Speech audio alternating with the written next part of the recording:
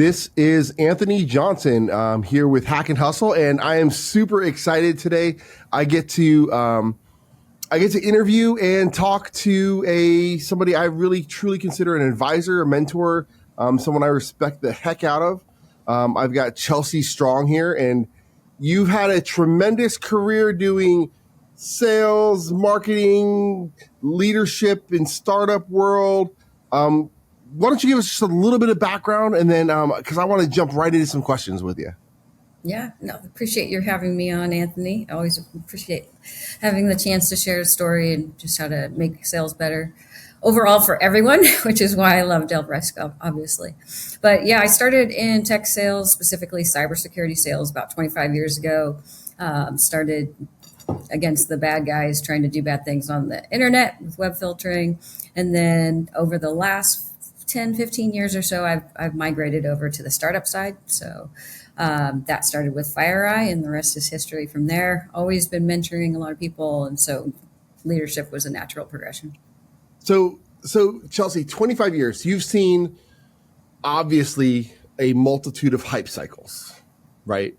And what I find really interesting is, and just having just come back from RSA, we have a new one, of course, AI, and everyone is talking about it, thinking about it, using it. They're saying they're already doing it. They've been doing it forever. But it's definitely another one of these hype cycles. How do you manage hype cycles as a seller, right? And I want to tie that back into relationships, but like, how have you kind of managed that, knowing that, hey, there's gonna be another one, or this is one, or there's one back there? Like, what do you think about hype cycles as a seller? Yeah, so I think the number one thing is understand what hype cycles are coming and how other people are messaging it. And by that, I mean other vendors. And then also constantly checking with the customers I work with to see their understanding of the hype cycles. I'll take AI as an example because it's the most recent one.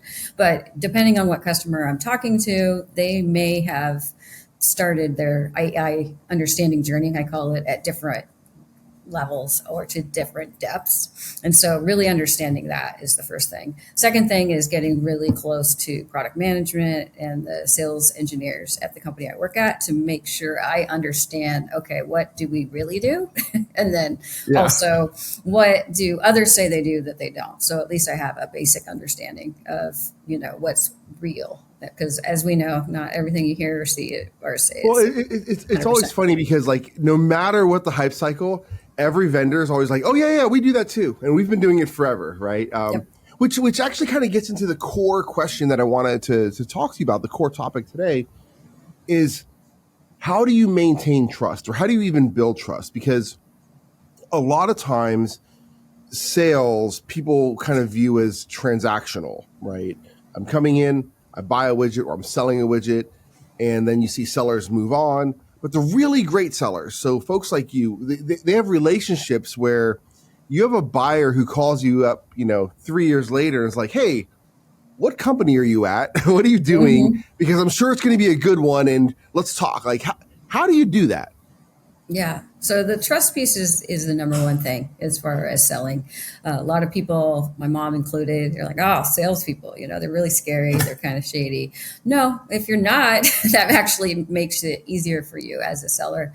The primary thing I would say as far as building trust is just appreciating and realizing the person on the other side of the table is human too. They have stuff that they have to deal with, whether it's work or life or that kind of thing, and just having a basic understanding of that. The second thing for building trust is over the years, there's a lot of companies I've worked for, and the customers have taught me that, it's great to be in contact when everything's going great, but how do you respond when things are not going great for a product, which everything can and will fail at some point. And so really being there as the internal advocate for the customer is huge. A lot of salespeople will come in, they'll sell whatever the widget is, as you mentioned, and then they're like, "See ya," till renewal time. I would say our industry as a whole does compensate people to behave that way. That's one thing that ultimately needs to get fixed, right? Is we always want to get that new customer. I've against that trend over my course of my career, haven't tried not to do that. So have you, like, do you have a process, and maybe it's just always been an internal process of where, hey, I closed the deal, and then a few months later, I'm still checking up just to see how things are going? Or Yep. is it you make sure you're seeing everybody at a conference? Because after a while, there's a lot of people to see and a Yeah. lot of follow-ups to do. So how do you kind of manage Yeah. that? So the biggest thing is depending on the company and the stage. So this is different depending on where you're at. For startups, which I've done in the last 10, 15 years, there's usually going to be a number of customers who have purchased from me, and I will be on a lot of those tech calls. I was on a customer call right before here. Do I understand everything? No, but I want to understand and recheck. Okay, is this the value that you're trying to get out of the solution? Yes. Okay, let's make sure I'm working with the backend to make sure they're getting that. The other thing is, I have kind of my core team of CISOs and customers that I've worked with, and they help me as much as I help them. If I come to them and say, "Hey, how is this solution working for you?" or "Would you consider the solution?" That's a very bi-directional thing that we're working. So it becomes a trust relationship, as you mentioned. Yeah. Do you find that when you're able to ask those customers or friends or potential customers a question, it makes you more prepared to go back to your engineering team of being like, hey, this doesn't make sense? Or like, do you feel like that's a learning process for you? Yeah, yeah, it definitely is. And I think that's the other key is asking more questions than talking, which is really hard for salespeople, right? We want to talk. We're definitely not the introverts in the room, but that's the thing. In fact, that I do all the time if I'm on a Zoom, which is most of the time. I'm sad to not meet more people in person now. I will mute myself just to make sure I ask a question and let someone fully answer it. And then I'll wait a few more seconds just to make sure I've got everything, repeat everything back. It seems like it's super basic, but there are so many people that don't do that. Early stage startup founders, SEs. Is it just because they're excited? They're like, hey, everyone needs to know this idea. They got to shout it from the rooftops. Is that that's what it feels like? It's a lot of times it's, they're very excited. I made this thing. It's my baby. I want to share my baby with the world. And unfortunately, nobody cares until it gets tied to the value that the customer's trying to get. Because, I get some people saying, oh, customers love you. They'll buy anything from you. They will not. I can assure you they will not. If they don't have a pain or a need, which I'm here to help them figure out, they'll tell me straight up, hey, is this something you're interested in? And they'll tell me no, or hey, this is how other customers are using it. That usually is a better way of approaching that. Okay, so if you were in the world is different. I've talked to salespeople who post COVID who are like, hey, I'm not traveling anymore, and I'm like, okay, I think it's important. For me, being in person still builds a level of trust, right? I think that's important. But if you were a new seller today, right, entering this market and you're competing with all these people who have relationships and they've been there and they know John and they know Sarah, how would you break in to build trust when you're brand new in? Is it like what would be that guidance, right? Because some of these security leaders are kind of crusty. Crunchy. Some of them are crunchy. Crunchy, yeah, that's a good one. Yeah, I think the biggest thing is it's all who you know, not what you know. That's all at the end of the day. I would say getting a mentor of some sort, having a manager who's very much more here, I'm going to help you along on your journey and introduce you to some people. That's what I typically do as a leader. I don't want to, work with customers directly just by myself. I want to bring in my team so they can build that relationship as well. They can call me if they need to escalate, but that's the bigger thing. The other thing is, RSA is a bit overwhelming. Black Hat's overwhelming. You're not going to get anyone's time or FaceTime. But if you go to some of those smaller regional conferences, which are typically free, ISSAs, depending on the region. LobbyCon, different some of the ones, those are going to be, and then also reseller partner events. You just need to have something that's a lot more of, I guess you could say casual and not as where, how it is. The CISOs are like, oh God, here they come. They're going to ask me for something, or they're going to ask for me for a meeting. I don't even know if I like you yet. Which leads me to the next point, which is, finding someone who knows that person, which you guys at Delbrisk are really good at, is figuring out how do you connect the dots in a way that is meaningful for both sides. So in the past, I've asked you for help. I think there's two things though that maybe that you didn't mention. I was curious if you'd bring it up because I think these are some of the most profound things that you've done and I see you do. Because even us, we've only met over the past few years, and it feels like it's been like a really fast relationship of like, hey, I trust her. Like she says this, I'm like, hey, that's good. Chelsea said it, like that's gospel, right? Yeah. But one thing I noticed that you do, and I think that really good sellers do. I had somebody do it today. They called, and it let me know they were thinking of me, but it was authentic, right? It was like, but what he was trying to do is he was trying to help somebody else, another security leader, right? And he was like, hey, I know this person. They're considering their opportunities, and it was just this aspect of like, oh, she's trying to do something good in the ecosystem with somebody I know. I didn't know they were looking for a job, and they reconnected us there.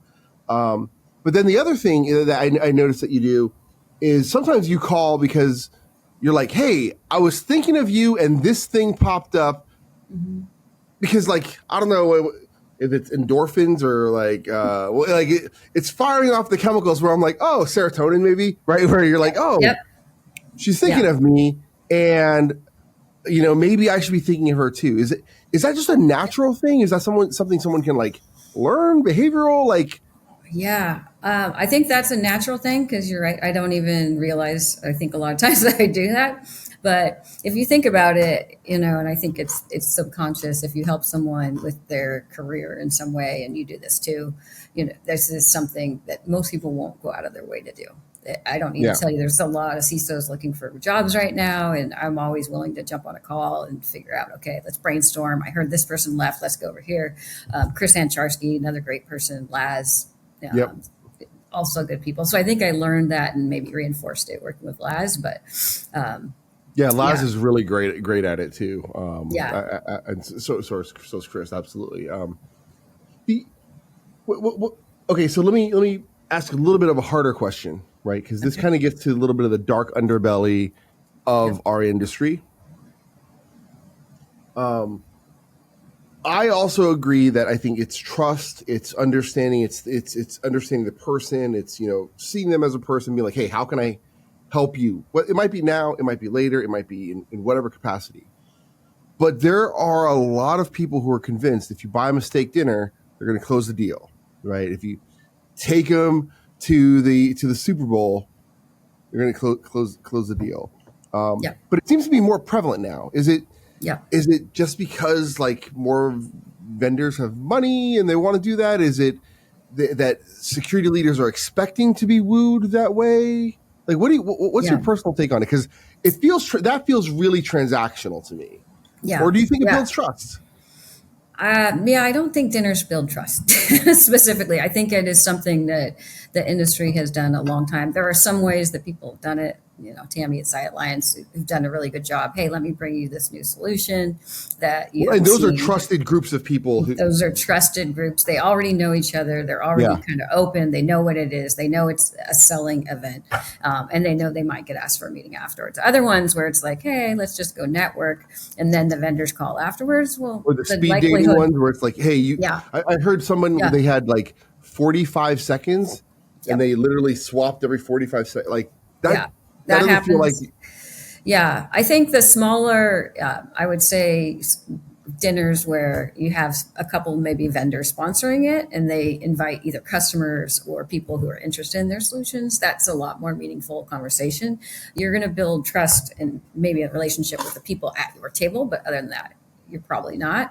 All you can do is, and this is what I usually do, is try and make a few connections, hit them up on LinkedIn afterwards. And if they're happy to connect and say, hey, here's what I'm working on. Are you interested? Are you not? And then respect the answer. I think that's where a lot of people go wrong. Nobody, I mean, if CISOs wanted to be at a steak dinner every night, they could. Absolutely. I think they're kind of sick of them by now. It's kind of the sense I get. So, having people, I would think it'd deter them from going just because they want. I call them steak tourists, right? I'm like, they're steak tourists. They go to all these things. They never buy anything. Yep. And those are the worst. Okay, so last question before I kind of get to a recap piece is, when it comes to like relationships, I think there is some aspect of a transference of trust, right? And that's something I've noticed, I would say, particularly over the past year, where I've seen you just kind of like navigate really, really well, right? You're like, I know so and so, they know so and so. I don't know person B, but I know person A really well.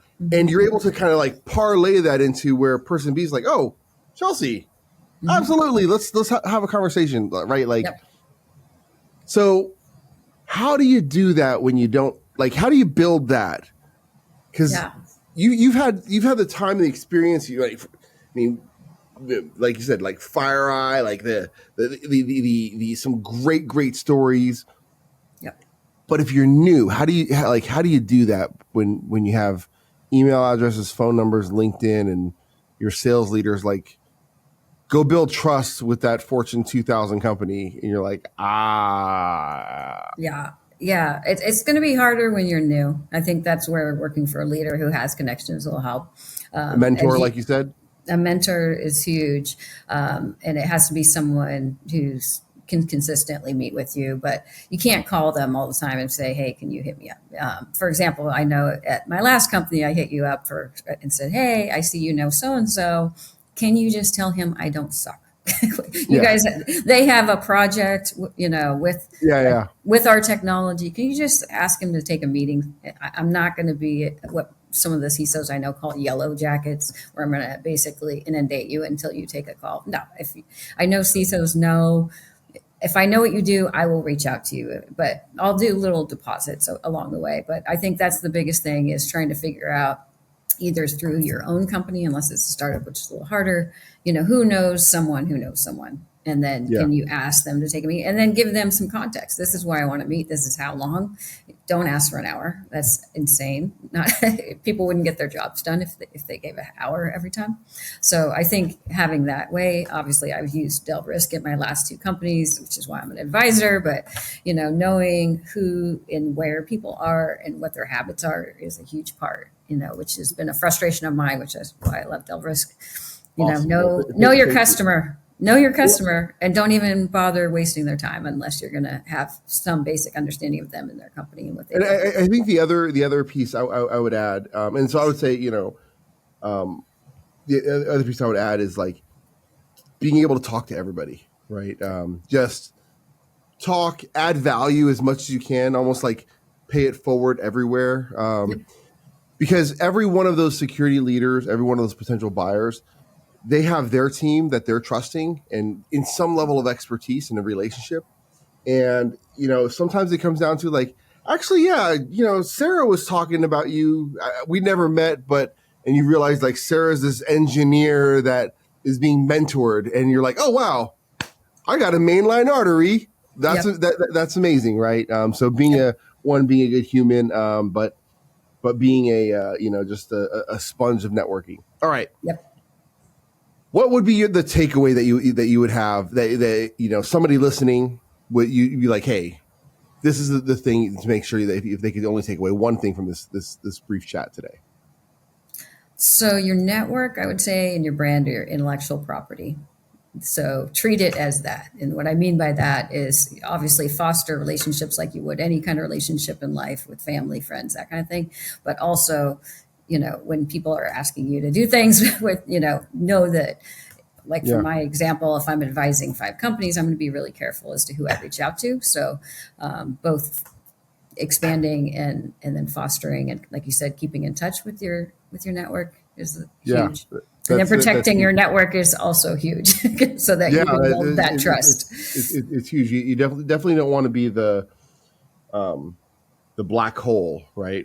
Like where people are like, oh my gosh, it's just an energy vampire kind of thing. I think for me, the takeaway really is